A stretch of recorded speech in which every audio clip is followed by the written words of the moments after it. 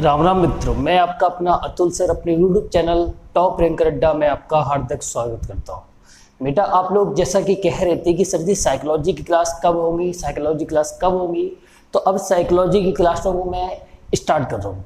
बेटा जो बच्चे हमसे नए जुड़े हैं उनको मैं बताना देने जा रहा हूँ, अगर आप इस साइकोलॉजी की सभी श्रृंखलाओं को देखेंगे तो मैं आपसे इस बात का दावा करता हूँ कि जब भी आपका टेट, सी टेट या सुपर टेट का पेपर होगा तो आपको सारे क्वेश्चन ऐसे लग रहे होंगे जैसे कि मैंने इन क्वेश्चनों को क्लासरूम में कराया होगा। और ये पुराने बच्चे जानते होंगे जिन्होंने 2019-2020 वाला टेट दिया होगा, उन बच्चों को पता है कि अतुल सर के जो नोट्स हैं उनसे कितना फंसा है, वो आप लोगों को सबको पता होगा। तो मैं साइकोलॉजी की श्रृंखला को स्टार्ट करता हूं, आप लोग देखें। बेटा सबसे पहले हम लोगों को ये जानना है आखिर में साइकोलॉजी क्या है। सबसे पहली बात ये होती है कि आखिर में साइकोलॉजी क्या है। तो बेटा किसी भी विषय को पढ़ने से पहले उस विषय का सबसे पहले इतिहास पढ़ना होता है, ये जानना होता है कि आखिर में ये विषय कहां से आया, कैसे आया, इसका प्रारूप क्या रहा और इसका मेरे जीवन में उपयोग क्या है, इस विषय को जानना होता है।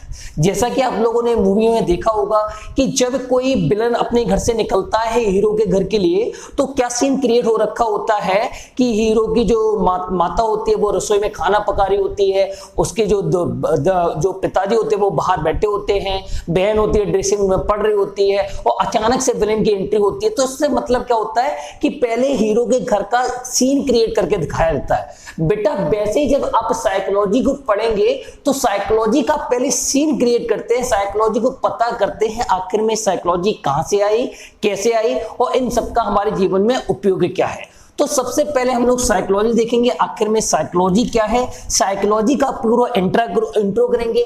आज का जो वीडियो रहेगा, आज के वीडियो में हम लोग साइकोलॉजी का इंट्रो देखेंगे, साइकोलॉजी का अर्थ देखेंगे, साइकोलॉजी सर्वप्रथम कहां से आया यहाँ की बात करेंगे। इसके बाद में साइकोलॉजी की नेचर क्या है, कैसी इसकी प्रकृति है, इस पे हम लोग चर्चा करेंगे। तो बेटा देखो सबसे पहले मैं आपको बता दूं कि जो साइकोलॉजी की स्पेलिंग होती है वो होती है PSYCHOLOG।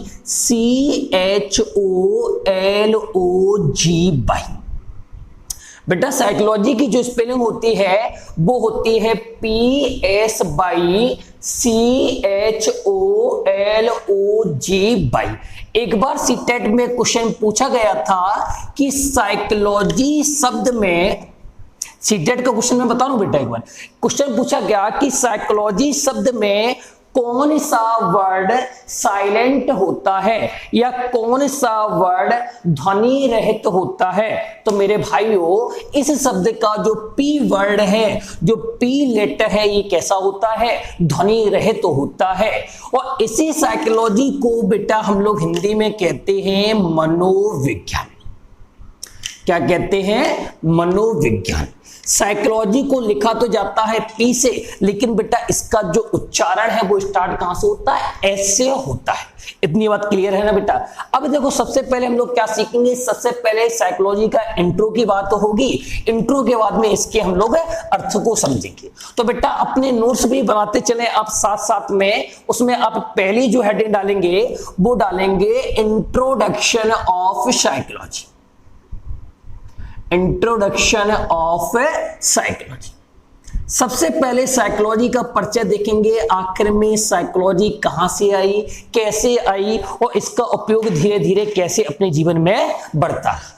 तो बेटा इस साइकोलॉजी को समझने के लिए आपको एक कहानी के रूप में एक बात याद रखनी है। मैं एक छोटी सी कहानी आपको सुना दे रहा हूं, उससे ये पूरा साइकोलॉजी का जो इंट्रोडक्शन है वो आपको क्या हो जाएगा, तैयार हो जाएगा।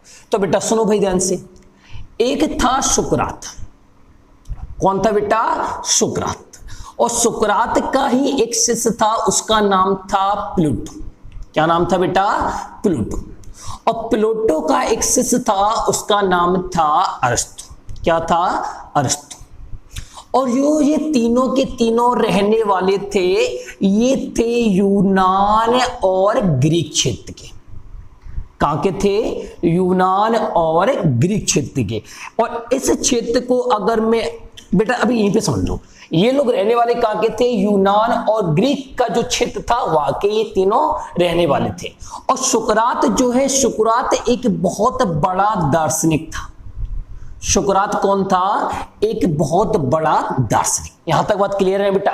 सुकरात का शिष्य कौन था? प्लूटो। और प्लूटो का शिष्य कौन था? अरस्तु। और जो ये तीनों के तीनों रहने वाले थे, ये एक क्षेत्र पड़ता है यूनान और ग्रीक। यूनान और ग्रीक क्षेत्र के लोग क्या थे? निवासी थे। बेटा कोई भी दार्शनिक होता है तो दार्शनिक का मतलब ही होता है कि वो हर बात को थोड़े अलग लेवल से देखता है। जैसे कि हम लोगों से कहा जाए पानी पियो, तो हम लोग गिलास को मुंह से लगाएंगे, पानी एक घूंट में पहले लगेंगे। वो क्या करेगा? हो सकता है एक एक घूंट को पियो। कहने का मतलब जो हम लोग काम सिंपली तरीके से करते हैं वो भी वैसे काम करेगा, लेकिन थोड़े स्टैंडर्ड फॉर्म में करेगा। तो वही कौन था? सुकरात एक बहुत बड़ा क्या था? दार्शनिक था। और दार्शनिक का मतलब होता है फालतू का ज्ञान लोगों में बांटते रहना। हर ज्ञान सबको बांट रहा था। जब ये बात पता चली यूनान के शासक को कि लोग हमसे ज्ञान लेने नहीं आ रहे हैं, आजकल ज्ञान लेने कहां जा रहे हैं? सुकरात के पास जा रहे हैं। तो यूनान के शासक ने क्या कहा? यूनान के शासक ने घोषणा करवा दी अपने क्षेत्र में और कह दिया कि सुकरात को मृत्युदंड दे दिया जाए। और मृत्युदंड दिया कैसे जाएगा? तो मृत्युदंड देने के लिए बता दिया गया कि सुकरात को एक जहर का प्याला पीना पड़ेगा और ये अपना जहर का प्याला पी के अपनी जीवन लीला को क्या कर ले? समाप्त कर ले। जब ये बात पता चली किसको? प्लूटो को। किससे पता चली? प्लूटो को। और प्लूटो कौन है? प्लूटो है सुकरात का शिष्य। जब ये बात प्लूटो को पता चली तो प्लूटो ने यूनान के शासक से आग्रह किया कि भैया आप गुरुजी का राम नाम सत्य कराना चाहते हो, कोई दिक्कत नहीं, आप करो, लेकिन जब तक सुकरात जिंदा है तब तक मुझे इनके क्या रहने दो? साथ में रहने दो। अब बेटा दो वर्ड सीख लो भाई। बेटा एक वर्ड होता है शिक्षा महोदय और अगला वर्ड है ज्ञान। दो वर्ड होते हैं, एक होता है शिक्षा और एक होता है क्या? ज्ञान। शिक्षा क्या होती है? ज्ञान क्या होती है? दोनों बिल्कुल एक ही जैसे शब्द है, लेकिन इनमें थोड़ा थोड़ा सा अंतर है।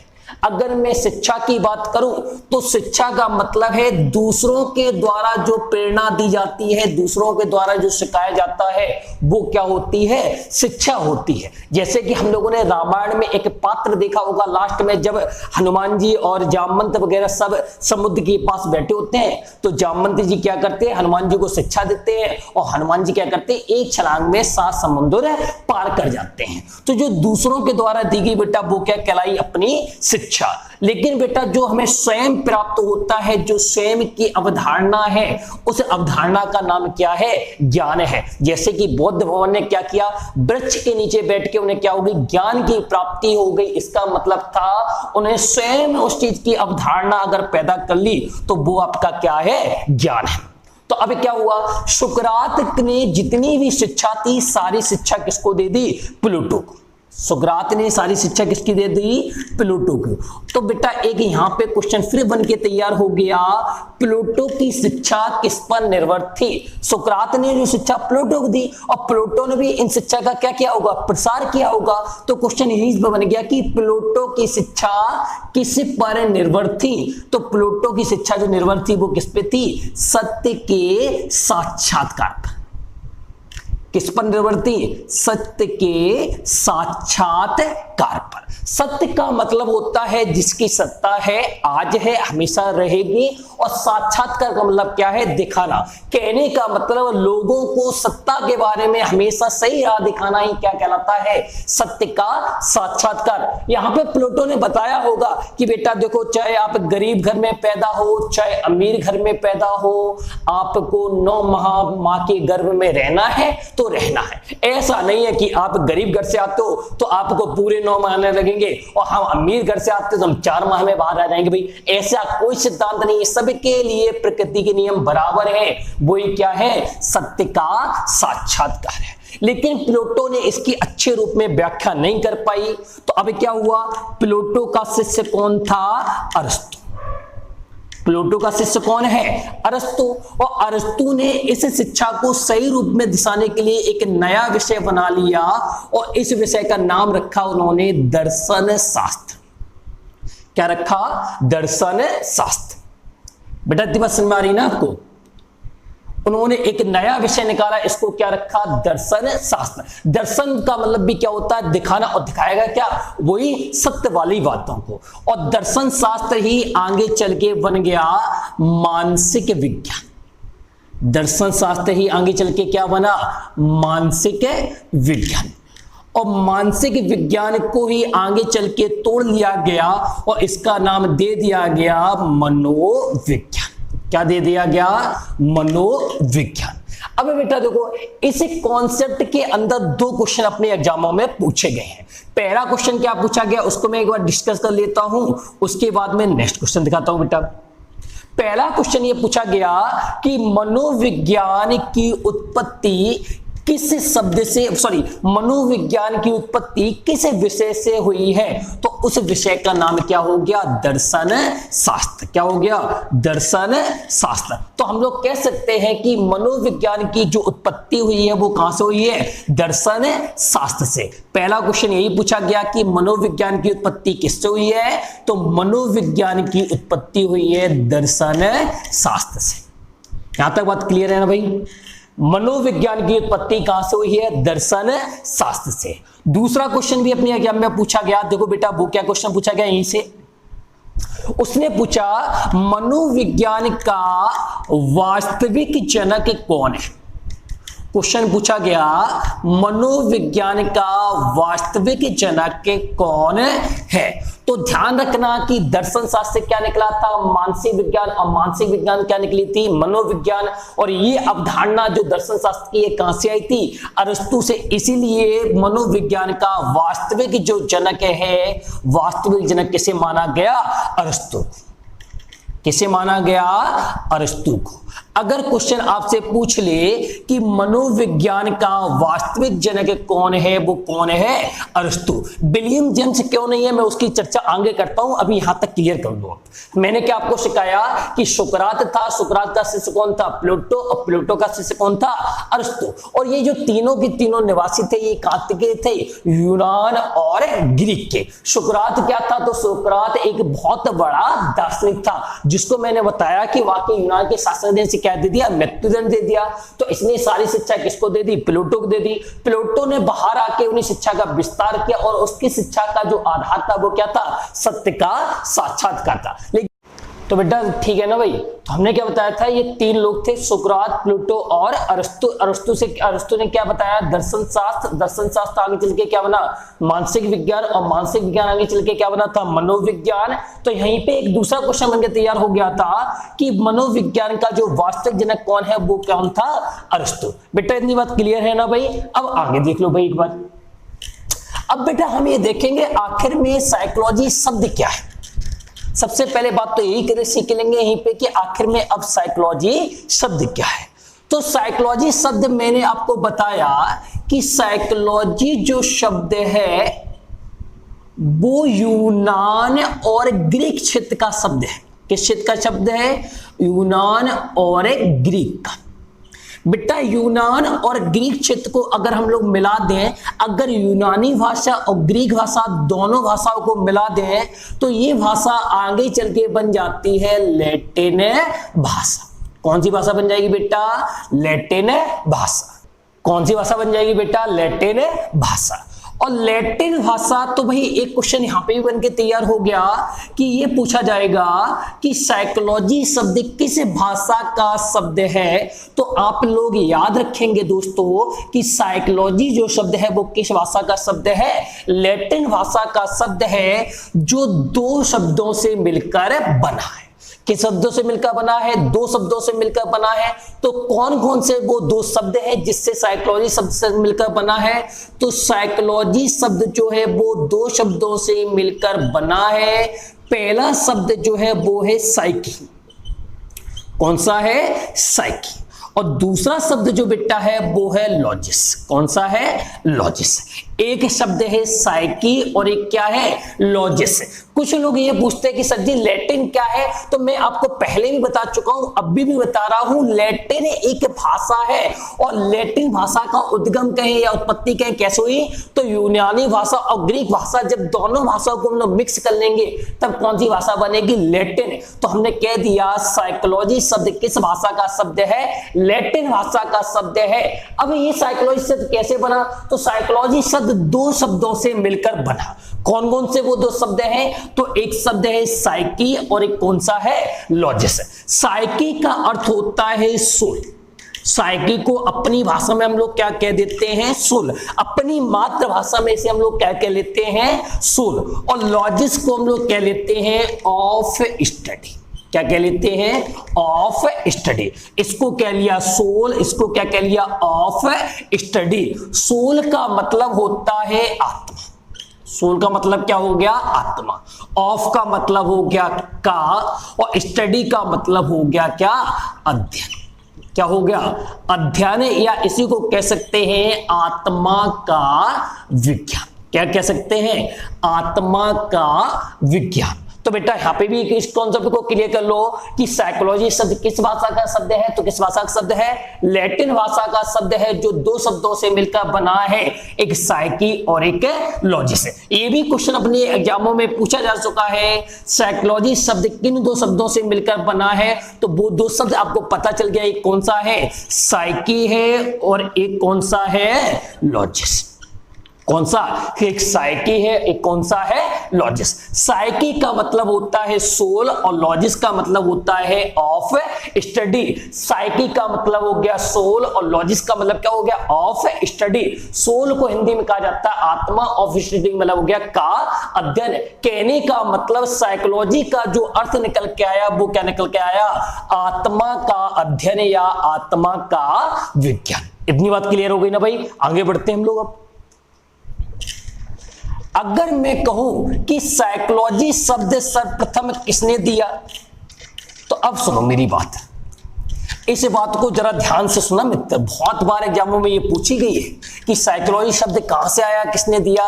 तो अब इतनी बात तो आपको पता है कि दर्शन शास्त्र से कौन सा विषय निकल के आया था? मनोविज्ञान। लेकिन ये जो सब बातें थी, ये कौन सी बातें थी? 4वीं शताब्दी की बातें थी। कौन सी शताब्दी की बात थी? 4वीं शताब्दी की। लेकिन 1590 ईस्वी कह लें आप, या इसी को कह लें 16वीं शताब्दी, या तो 1590 कह लें, या इसी को हम लोग क्या कह लें? 16वीं शताब्दी। और 16वीं शताब्दी में क्या हुआ? एक पुस्तक प्रकाशित हुई, उसका नाम था प्रिंसिपल ऑफ साइकोलॉजी। देखो भाई, ये था 4वीं शताब्दी में, इसे कहा गया दर्शन शास्त्र, और दर्शन शास्त्र से ही क्या निकल के आ गया? मनोविज्ञान। क्या निकल के आ गया? मनोविज्ञान। लेकिन भाई ये बात है जो मैं आपको बता रहा था, ये बात थी 4वीं शताब्दी की। लेकिन 1590 ईस्वी में क्या हुआ कि भाई एक नाम आया विलियम जेम्स का। किसका नाम आया? विलियम जेम्स का। अब देखो विलियम जेम्स ने क्या किया? विलियम जेम्स ने दर्शन शास्त्र से बिल्कुल स्वतंत्र कर दिया। किसको? मनोविज्ञान को। विलियम जेम्स ने बताया कि दर्शन शास्त्र जो विषय है, दर्शन शास्त्र से मनोविज्ञान जरूर निकली है, लेकिन दर्शन शास्त्र एक मेजर सब्जेक्ट है और मनोविज्ञान उसकी क्या है? एक शाखा है। तो भाई दर्शन शास्त्र से मनोविज्ञान को जो स्वतंत्र किया, वो स्वतंत्र किसने किया? विलियम जेम्स ने। ये भी क्वेश्चन अपने एग्जामों के लिए बन गया। क्वेश्चन यहां पे क्या बन गया कि दर्शन शास्त्र से मनोविज्ञान को स्वतंत्र करने वाला मनोवैज्ञानिक कौन था? तो वो मनोवैज्ञानिक कौन हो गया? William James. इतनी बात क्लियर है भाई? 1590 ईस्वी में क्या हुआ? दर्शन शास्त्र से मनोविज्ञान को बिल्कुल स्वतंत्र कर दिया गया, और स्वतंत्र करने वाला कौन था? William James. और विलियम जेम्स ने ही एक पुस्तक लिखी, जो पुस्तक उस टाइम प्रकाशित हुई, उसका नाम था प्रिंसिपल ऑफ साइकोलॉजी। पुस्तक बड़ी इंपॉर्टेंट है, एक बार एग्जाम में पूछी गई अपने में। पुस्तक का नाम याद रखेंगे। पुस्तक का नाम क्या है? Principle of psychology. उसने सीधा पूछा था कि प्रिंसिपल ऑफ साइकोलॉजी के रचयिता कौन है? तो रचयिता कौन है? William James. विलियम जेम्स ने क्या किया? दर्शन शास्त्र से मनोविज्ञान को बिल्कुल क्या कर दिया? स्वतंत्र कर दिया। और भाई कोई भी किताब को अगर आप याद कर रहे हो तो किताब का नाम हमेशा अंग्रेजी में याद करें, हिंदी में याद ना करें। क्योंकि अगर मैं इसी पुस्तक की बात करूं तो इसके 3 नाम बन जाएंगे मनोविज्ञान के, सिद्धांत, मनोविज्ञान के मूल सिद्धांत और मनोविज्ञान की प्रवृत्तियों के सिद्धांत। तो भाई आप अंग्रेजी में एक याद कर ले सीधा सा, कौन सा, प्रिंसिपल ऑफ साइकोलॉजी, किसकी पुस्तक है, विलियम जेम्स की। जब इतना बड़ा काम किया इन्होंने, दर्शन शास्त्र से मनोविज्ञान को क्या कर दिया, स्वतंत्र कर दिया। तो अब मेरी भी जिम्मेवारी बनती है इनको कुछ ना कुछ उपाधि दूं। तो मैंने इनको उपाधि दे दी आधुनिक मनोविज्ञान का जनक। इनको उपाधि क्या दे दी, आधुनिक मनोविज्ञान का जनक। और ये क्वेश्चन एक बर्फे बन के तैयार हो गया। दूसरा क्वेश्चन यहां से बन के क्या तैयार हो गया कि आधुनिक मनोविज्ञान का जनक कौन है, तो वो कौन होगा, विलियम जेम्स। वहां पे मैंने पीछे सिखाया था आपको मनोविज्ञान का वास्तविक जनक कौन था, तो मनोविज्ञान का वास्तविक जनक हो गया था अरस्तु, क्योंकि दर्शन शास्त्र इन लोगों ने क्या निकाली थी, मनोविज्ञान। लेकिन दर्शन शास्त्र मनोविज्ञान को स्वतंत्र करने वाला कौन था, तो वो था विलियम जेम्स। और विलियम जेम्स की पुस्तक कौन थी, प्रिंसिपल ऑफ साइकोलॉजी। जब इतना बड़ा काम इन्होंने मनोविज्ञान के क्षेत्र में किया तो मैंने इसको एक उपाधि दे दी। क्या उपाधि दे दी, मनोविज्ञान का आधुनिक जनक। तो मनोविज्ञान का आधुनिक जनक किसे कहा गया, विलियम जेम्स को। अब देखो भाई, और इसी समय क्या हुआ, अब बात करूं मैं इस शब्द की, तो साइकोलॉजी शब्द जो सर्वप्रथम देखा गया वो कहां देखा गया, उसकी पर चर्चा कर लो एक बार। तो जो साइकोलॉजी शब्द है वो भी देखा गया 1590 ईस्वी और 16वीं शताब्दी में। कहां देखा गया, तो एक पुस्तक प्रकाशित हुई, उस पुस्तक का नाम था साइकोलॉजिया। पुस्तक का नाम क्या था, साइकोलॉजिया। और साइकोलॉजिया किसने लिखी थी, तो उनका नाम था रुडोल्फ गोल्की। नाम क्या था, रुडोल्फ गोल्की। रुडोल्फ गोल्की ने 1590 ईस्वी में ही एक पुस्तक प्रकाशित की जिसका नाम रखा गया साइकोलॉजिया। और साइकोलॉजिया पुस्तक में ही सर्वप्रथम क्या देखा गया, साइकोलॉजी शब्द को देखा गया। तो आप इस बात को भी याद रखेंगे कि साइकोलॉजी शब्द सर्वप्रथम किसने दिया, तो साइकोलॉजी शब्द सर्वप्रथम किसने दिया, रुडोल्फ गोल्की ने। और रुडोल्फ गोल्की की पुस्तक कौन थी, साइकोलॉजिया। इतनी बात क्लियर है ना भाई, कोई दिक्कत हो तो पूछो भाई, यहां तक कोई डाउट हो तो आप हमें कमेंट बॉक्स में करके बताएं। बेटा मैंने आपको यहां तक क्या सिखाया, मैंने आपको सिखाया कि मनोविज्ञान कहां से निकल के आया, तो आपने बताया कि दर्शन शास्त्र से मनोविज्ञान की क्या हुई है, उत्पत्ति। मनोविज्ञान की क्या हुई है, उत्पत्ति हुई है। तो बेटा आप देखो, एक बार मैं रिवाइज करा देता हूं फिर आगे बढ़ता हूं थोड़ा सा। मैंने क्या बताया कि सुकरात था, सुकरात का शिष्य कौन था, प्लूटो, प्लूटो का शिष्य कौन था, अरस्तु, अरस्तु के दर्शन शास्त्र से क्या निकला था, दर्शन शास्त्र से निकला था मनोविज्ञान। इसलिए मनोविज्ञान का वास्तविक जनक किसे कह दिया, अरस्तु। दर्शन शास्त्र की उत्पत्ति कहां से हुई, मनोविज्ञान की उत्पत्ति कहां से हुई, दर्शन शास्त्र से। अरस्तु किसका शिष्य था, तो प्लूटो का शिष्य था।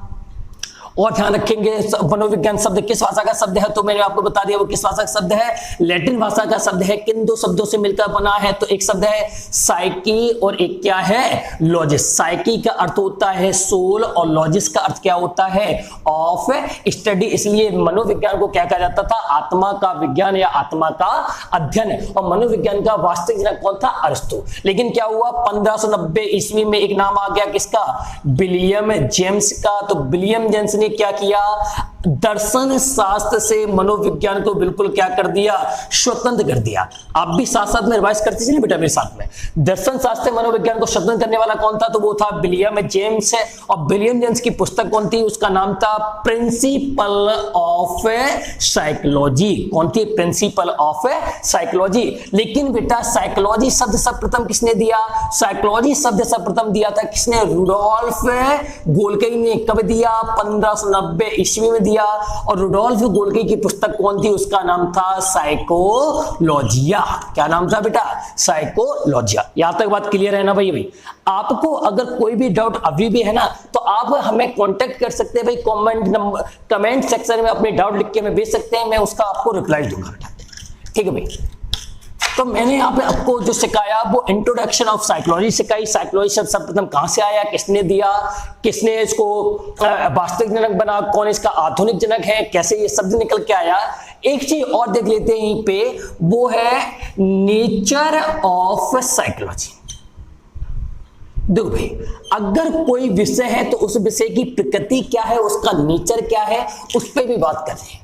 तो साइकोलॉजी के अगर मैं नेचर की बात करूं तो साइकोलॉजी जो है वो क्या है, नियामक है। कैसा है, नियामक प्लस विधायक।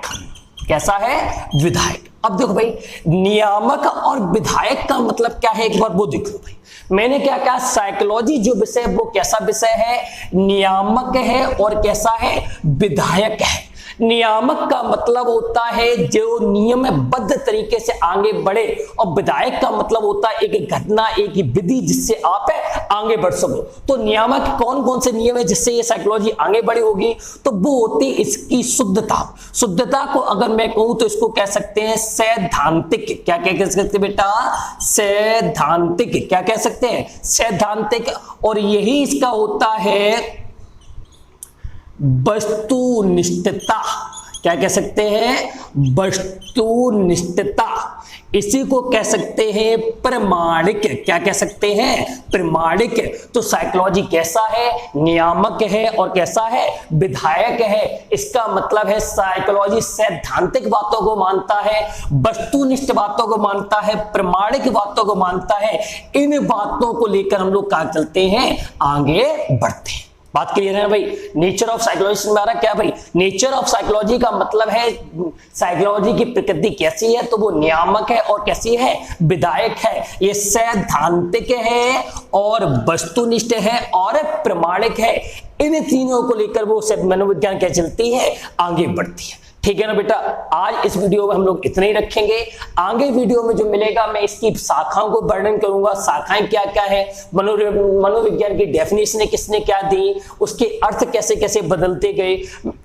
ठीक है ना भाई, इतनी बात क्लियर समझ आ रही है ना भाई। अगर कोई डाउट हो तो आप हमें कमेंट बॉक्स में लिखकर जरूर बताएं। बेटा अब मैं आपसे कहना चाहूंगा कि अगर आप साइकोलॉजी की मेरी सभी क्लासें लेते हैं तो आने वाले आगामी एग्जाम जितने भी होंगे आप उसमें 100% मनोविज्ञान के संपूर्ण क्वेश्चन कर सकेंगे।